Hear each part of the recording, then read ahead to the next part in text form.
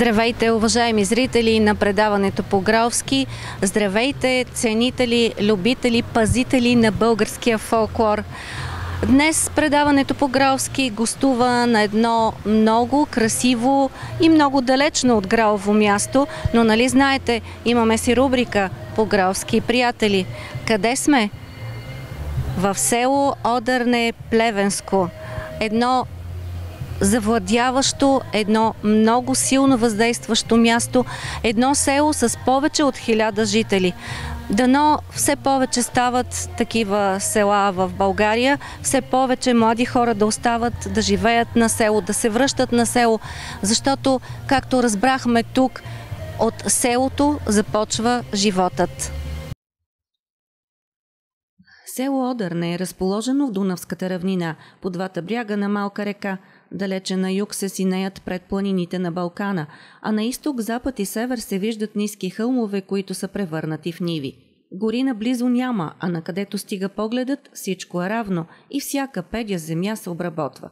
Преданието разказва, че в центъра на селото някога имало кафене, около чието стени били наредени дъски върху забити в земята ниски колове, нещо като одър. Тук сядали първенците на селото да пият кафето си и да разговарят помежду си. Тъй като селото все повече се замогвало и се издигало, тук взели да идват за съвет първенците на околните села. Когато ги питали на къде са се запътили, те отговаряли на Одъра и ето откъде дошло името на село Одърне. Най-старите писмени сведения за населението са от 1875-та. Тогава имало 64 двора български, а средно във всеки двор имало по една за друга от 10-15 души, или това прави около 900-1000 човека. Любопитен факт е, че и днес в село Одърне живеят около 1000 човека. Господин кмете, вашето село е много интересно. То има и много стара история. А вие сте кмет вече няколко мандата. Разкажете ни защо се заехте с тази толкова тежка, отговорна работа на политик, който ръководи едно голямо село. Почти 1000 човека живеят тук. Действително, давно съм в политиката. 3 мандата съм общински съветник и 3 мандата съм кмет. Селото ни е много добро разположено и сме около 1000 жители. Мъчим се да огаждаме всички незгоди, каквото можем да направим за селото и го правим. Малко бавно, ама сигурно. Селото има много богата история. Тук е раждан генерал Христо Боев, най-големият разузнавач на Европа. Его паметник. Тук и аз съм много доволен от жителите на Одърне, защото каквото и да посегна да правя, никога не са ми въздействали обратно. Правили сме ремонт на църквата, тук като съм аз кмет, основен ремонт за 1 милион лева. Сега се мъчим да направим за читалището, поправихме тук пътната мрежа, патронаж направихме, детската ни градина работи, сътворихме училището, помогlo такива обстоятелства, където дойдоха из един път непредвидени. Из един път се махнаха 30-40 ученика в средищното училище в Пордим и намаля станаха да се сбират по 1-2 класа на едно място и нямаше никаква полза от децата да се учат по 2 класа да учат на едно. Няма никаква и се отидоха всичките в Пордим. Но имаме детска градина с 25 деца и сме доволни от селото. Имаме на територията на селото имаме 2 кооперации, 3 кооперации земеделски, където обработват земята и дават добри ренти, дават добри добиви и с една дума сме доволни от арендаторите. Казвате, че детската градина е с 25 деца и може да има и още. Защо младите хора си остават тук и раждат деца, отглеждат ги на родна почва? Не толкова остават, но имаме деца. Имаме сега 250 човека в чужбина. Най-малко 30 деца има с тях. 30 деца от 3 до 10 години. От 3 до 10 години имат най-малко 25-30 деца. Градината е превъзходна. Имаме патронаж към градината и към това. Храним 50 човека безплатно в селото от общината и 23 платени. Патронажа работи много добри условия, нагласен, направен. Лично от мене първата ми работа беше да правя патронаж в селото, защото старите хора не могат да си предоволстват да ходят. Младите заминават по чужбина и ги обслугваме. Благодарение на общината дадоха ни камиончи, кола да караме за патронажа храната и така нататък. Разбирам, че общинския кмет ви подкрепя много. Това добре ли е за работата на един кмет на по-малко населено място? Трябва ли да има подкрепата на другия, на по-големия, или понякога ви се налага да се справяте и сами? Нищо да имам подкрепата, искам да не ми отказва каквото искам. И кмета, аз съм единственото село с 3 съветника в общинския съвет. От моето село излизат. И долу-горе се справяме и кмета ни е 5-ти мандат кмет и има понятие от всичко, той, което го правим, и помага. Помага за селото и за цялата община си помага.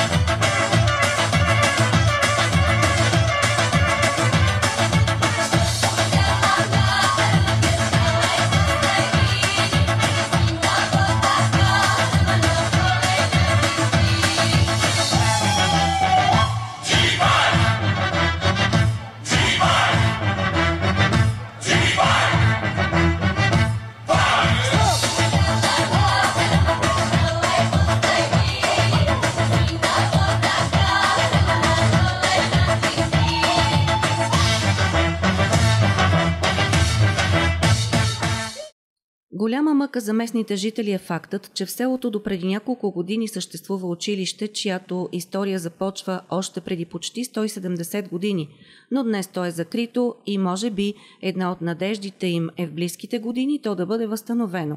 Много вероятно е дори и кметът да се опита да го върне на хората, както е направил в църквата, макар че му се налага да се сблъсква с толкова много други ежедневни проблеми, на които трябва и спешно да намира решение.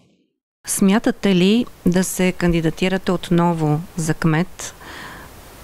Тази есен предстоят избори и ако да, какви са приоритетите ви? Значи, когато се кандидатира за кмет, като спечелиш, почваш да работиш веднага за другия мандат. Първото спечелил си го и работи за другия. Аз тия 4 години работя за този мандат, където ще бъда кандидат. И мисля, че ще спечеля. И въпреки, че все по-трудно става, но ще се борим. Ще се борим и искам колегите, кметовите да бъдем много единни. Ние излиза всичко от нази. Селата да ни са, да ни каже голяма дума, да ни се затриват. Да ни се затриват, защото всичко излиза от селото. Всичко излиза от селото. Селата са в малко окаяно състояние. Много те агенции, където са ги направили токови води, едно друго. Ние имаме вода да поим 100 000 човека. Не може да прекараме един водопровод за 30 000 лева. За 30 000 лева един водопровод не може да. Като ни платят 2 лева, идат да ги откачат. Идват багера, копай и става инфраструктура един път. Ние сме нагласили, те идват за 2 лева да копаят, да се кажат еди кой си. И се заяждат с хората. Няма ток, не са си платили 5 лева, веднага идват да го откачат, 40 лева на другия ден да дойдат да го закачат. Това е пладнешки грабеж на населението. Пладнешки грабеж. Значи няма човек да остане да не си плати ток. А и сега като всеки ден гасат по 10 пътя ток. Има една печица, има едно това. Направи удар и изгоряла. Къде да я карам, кого да докарам да я прави печката и толкова. И ние се чудим какво да кажем на бабичките. Хората си уважават той, което си го имат, искат да си го пасват, но държавата не гледа на хората като на селата, особено не гледат добре. Голям проблем с ток и вода.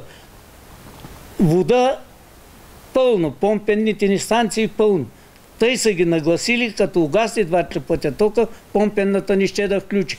Давай, викай тогава да дойде да прави. Оня викай тогава.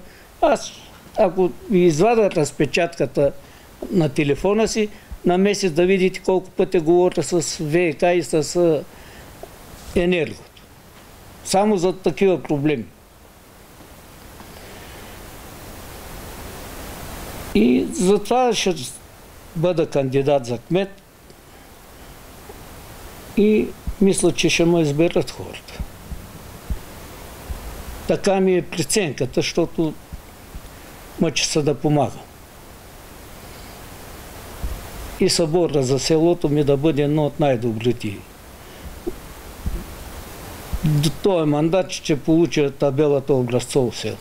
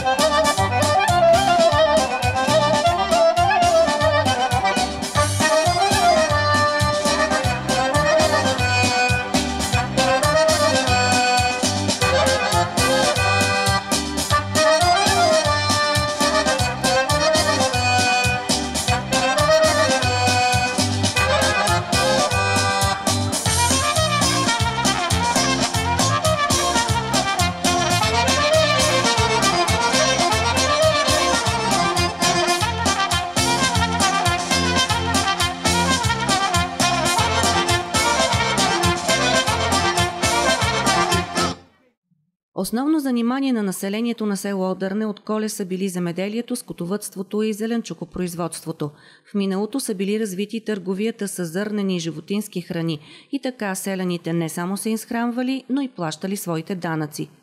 Днес ситуацията е коренно различна и това е една от големите болки на кмета.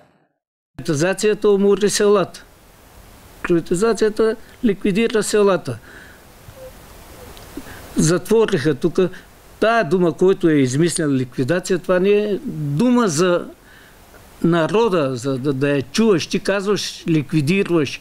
Това не е дума. По някакъв друг начин трябваше да ликвидират. Те излизат с първата дума, Филип Димитров излезе първата му дума, ликвидираме. И ко ликвидира? Ликвидира селското стопанство. Ядем домати, където ние сме изкарвали продукция, зеленчуци. Всеки ден са тонови, всеки ден. Всеки ден. Едно малко село на година сме давали по 3000 тона домати, 3000 тона дини, 1000 тона грозди. Какво да ти ви кажа? Ние не сме жадували за продукция никога. Никога. Ние си отглеждахме, не може да продадем продукцията, си отглеждахме кокошките, пуйките. Селото гъмжеше от живот с те. Сега нямаме едно прасе в селото. Едно прасе. Децата няма да знаят какво е прасе, какво е магари, какво е кони и тъй нататък. Всичко се загуби. Да, това, където искат да задържат младите, не може да го задържиш с 600 лева, 700 лева минимална заплата.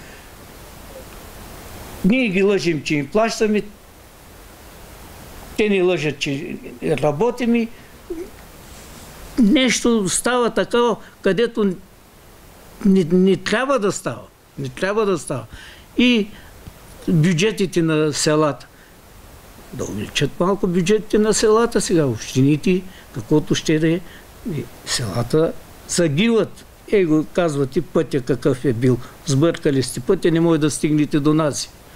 Не може да стигнете до нас. Пътищата, инфраструктурата, за мене, аз разбирам от строителство, за 35 години вече отиват, са изели 50 милиарда са загубили по пътищата. Без да имаме пътища. Знам какво е на 1 квадрат асфалт, знам какво е толкова. С 100 000 лева не можеш да направиш 500 метра една улица. Играят на ниски цени, не е качествена работата и тъй нататък. Виждате ли решение на тези проблеми на малките населени места? Защото е факт, че наистина от тях тръгва всичко. От селото тръгва всичко. Оттам идва животът. Не са ли взим селските кметови да имаме една позиция? Нямаме вода, нямаме ток. Сега тока са го направили също детски играчки. На 20 минути гасат, бабичките само идват и казват: печката ми изгоря, това ми изгоря. Питаме ги енергото, те казват: той ли ти е работата? Няма уважение към селския народ. Селата трябва да дадат тон на живота. Сега се връщат от градовете тук, продават си жилищата. Не могат да изплащат жилища, банки. Тук идват по една камара писма. То бил живял тук, не си дава новия адрес тук, задължал та. Ние станаме търсачи. Търсачи да търсим къде са давали пари. Те са ги давали, взимали са си комисионната, лъжат ги в лихвите. Това е за мене банките убийц. Банка убийц. Па те бързи кредити, нещо невъзможна работа. Взимаш 100, плащаш 500. В днешно време парите са нещо, без което не можем. Те несъмнено са един от най-важните краигълни камъни на съвременната цивилизация. Но традиция за българската цивилизация, нека използваме това странно определение, и за българското село е читалището, културното средище, което съхранява българщината през вековете. В село Одърне то носи името на Иван Вазов, след като Министерството на просветата в края на 1904 дава потвърждение за това и читалището официално получава името Народно читалище Иван Вазов. Поласкан от това, дядо Вазов изпраща всичките си събрани съчинения като подарък на библиотеката. Днес читалището може да се похвали с няколко танцови и музикални групи, в които се изявяват много млади местни таланти. Как успявате да съхраните фолклора в това прекрасно село, толкова многолюдно? Ами всъщност аз мисля, че фолклора е доста важна част от ежедневието ни и е хубаво да не се забравя откъде сме тръгнали.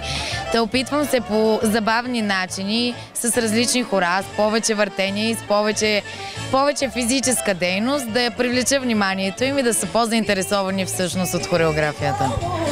Какви състави имате тук? Тъй като отскоро се занимавам с Одърне, съм направила само 2 групи, като едната всъщност само я доусъвършенствам. Едната е фолклорна група Енигма за стари шлагерни песни, а другата е хореографска на дечица до 11 годишна възраст. Как се справят малките? Малките всъщност очудващо се справят доста по-добре, отколкото аз самата си представях. Доста са трудолюбиви, доста бързо схващат и всъщност не ми се налага да викам толкова с тях. А лесно ли се запомнят хората, стъпките или трябва много да се повтаря? Ами, за танците, които съм избрала днес, искам да ви кажа, че подготовката не беше повече от 3 седмици. Доста бързо ги помнят, доста лесно схващат. Половината са музиканти, така или иначе, от дечицата и ме е много по-добре да се работи с тях. А певци имате ли? Всъщност имаме само една фолклорна група Енигма, която е женска група. Мъжка все още нямаме, но се стремим и това да направим. Има ли интерес от страна на хората в Одърне, когато правите концерти, някакви изпълнения ваши, да гледат, да се радват и да са щастливи от това, което виждат? Ами да, преспокойно мога да кажа, че почти всички жители на селото всъщност се интересуват от фолклора и е много интересно, когато излязат деца от село и представляват Одърне, било то с танци или с песни. Кое е най-характерното за този регион тук в фолклора? Най-характерното са най-вероятно старите шлагерни песни, с която всъщност започна и фолклорна група Енигма.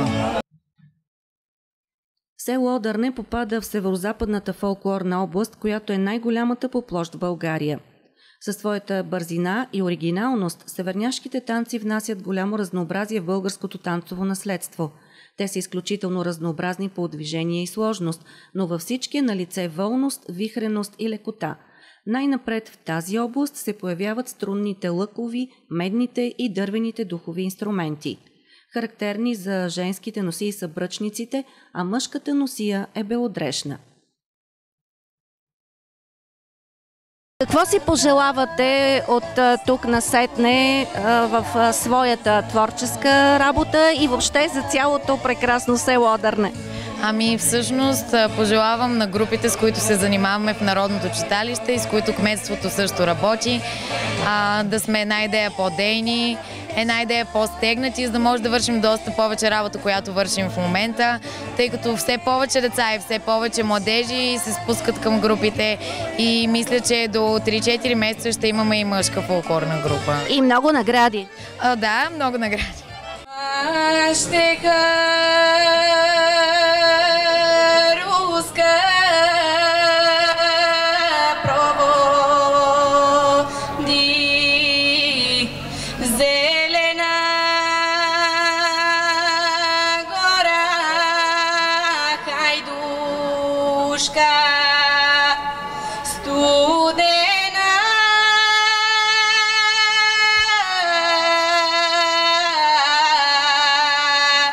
Вода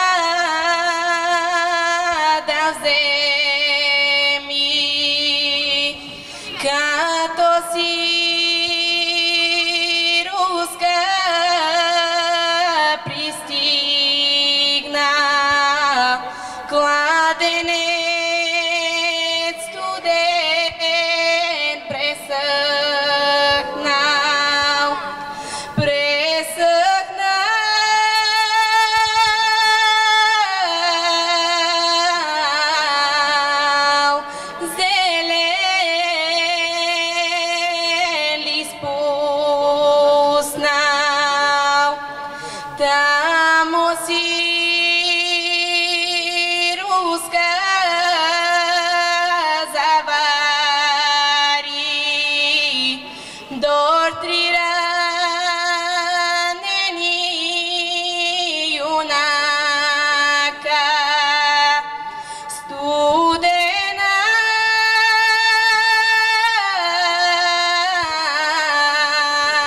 вода диреха, студена вода диреха, устите да си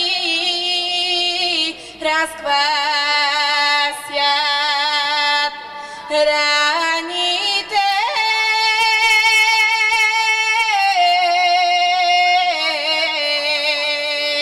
да си измият.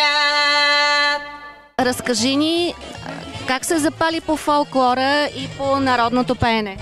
От много малка фея и като цяло права ми е била певица и оттам. Родствен. Предава се от поколение на поколение. Коя е любимата ти песен? Няма такава. Всички са хубави. Няма никоя по-любима от всички други. Ти си спечелила голямата републиканска награда в конкурса в Котел. Беше ли притеснена, когато тръгна за там и когато излезе на сцената, как се почувства? Със сигурност притеснението е винаги навсякъде. Няма как да го няма. Дори малка доза. Обаче на сцената?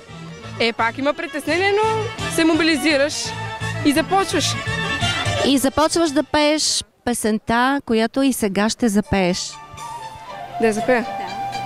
Мащеха руска проводи, зелена гора хайдушка, студена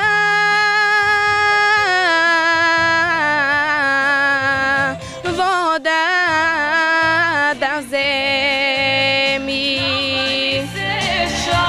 Чудесна си! Благодаря ви!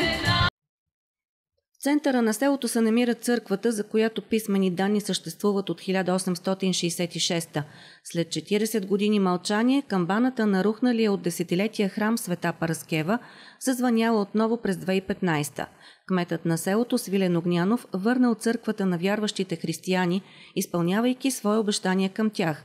Издействал от програмата за развитие на селските райони почти 1 милион лева, с които е построен нов покрив, камбанария и кубе. Поръчан е и резбован иконостас. Храмът днес представлява паметник на културата. Създадена е и е построена 1878 година. Няколко пъти е опожарявана и е унищожавана, за да не може да се построи догоре. А е била в една селскостопанска сграда. Камбаните и това, което е било приготвено от дарителите да се даде за църквата, е било прибрано от родолюбиви граждани на селото. И това е първите две икони, които са на трегерите тук, които виждате, са били нарисувани тайно. По време на социалистическия строй те са били заличени. Когато започнахме реставрацията на църквата, тогава случайно ги открихме и понеже проектът беше готов, пожелахме допълнително да ни разрешат, тъй като те са основата фактически. От цялата община само църквата в село Одърне има стенописи. Нито една църква няма стенописи, защото дарителите са били много богати. 2 пъти всички икони са крадени, които са на иконостаса. И характерното тук е, че това е иконата на патрона на църквата Света Параскева. За пръв път в България се вижда икона на Света Параскева в лилаво. Почти никъде не се намира такава икона. Всички останали икони, които виждате, са в оригинал, сега са реставрирани. И най-ценното нещо, което е, че имаме литература, която е 1800-та година, ако искате, можете да я покажете после. Тя е в ултара, а имаме 100-годишна плащеница. която ето може да я видите, не подлежи на реставрация, затова е сложена в специален стъклен шкаф, за да можем част от нея да съхраним. Също има много интересни, тук в дверите има много интересен надпис на църквата, който се прави при откриването на църквата. Когато църквата се открива, този надпис се надписва като шифър и се разпознава само по специален начин с лупа или с който може да разчете старобългарски. Има много интересни други икони и други истории за църквата, които може да се разкажат, но трябва просто за всяка една икона по-отделно да се разкаже историята. После литературата е също много интересна. Има много интересни литература за църковното пеене с ноти, което е много голяма рядкост. Почти хора, които се занимават с научни трудове да създават за нотното пеене, им е много интересно, когато гледат тези книги, които имаме ние, съхранени тук съвсем случайно. Просто беше много западнала църквата, когато решихме да я възстановяваме. Направихме този проект и с помощта на кмета и се обединихме и успяхме и я реставрирахме и е една от най-красивите църкви в общината. Дядо ми е човека, който е подарил камбаната. Камбаната е донесена от Австрия по Дунава, стоварена е в Свищов и с волска кола той е прикарал до селото, за да я монтира. Село Одърне се прочу през 2013 у нас и по света, когато там бе открит паметник на Тодор Живков, който е смятан за първия и единствен в най-новата история на България. Любопитен факт е, че в селото още през 1924 година се сформира футболен отбор, който прераства в физкултурно дружество Левски. И днес младите футболисти носят оригинални екипи на известния столичен отбор.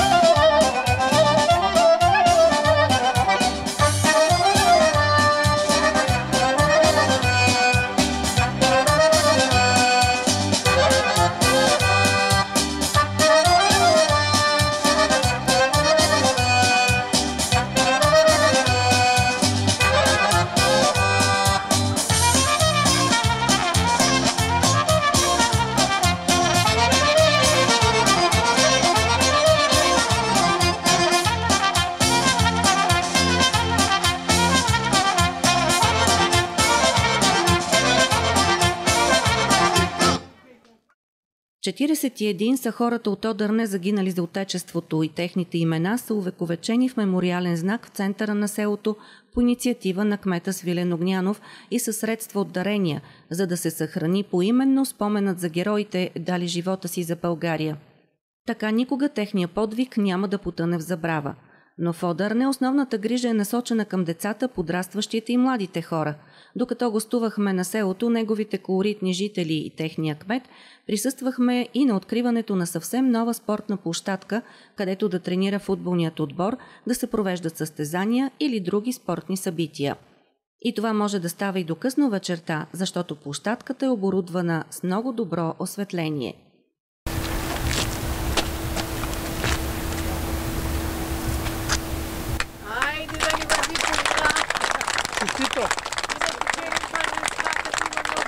И да направите футболен отбор. Господин депутат помисли за едни пейки тук да направим. Тук в Одърне видяхме как се цени всяко къстче от земята, всяка част от родната история, всеки възрастен и всеки млад човек. И въпреки трудните времена, вече знаем, че надежда за българското село има. Но аз призовавам всички кметови на цяла България, селски кметови, всичко започва от нази. Общините благодарение на нази съществуват. И трябва да се обръща малко повече внимание на селата. Всичко е тръгвало отдолу, сега е тръгвало от село и така трябва да бъде. Това беше. Тръгваме си от село Одърне, Плевенско, пълни с хубави емоции, пълни с обич и с желание да пренесем това, което видяхме тук и на други места в България. Благодарим ви, че ни гледахте. Можете да видите предаването в понеделник от 18 часа, във вторник от 11 и в неделя също от 18, както и да го проследите в фейсбук страницата ни, в сайта pogralski.com и в нашия YouTube канал. И не забравяйте, не само Гралово ще пребъде, и нашата прекрасна България ще пребъде.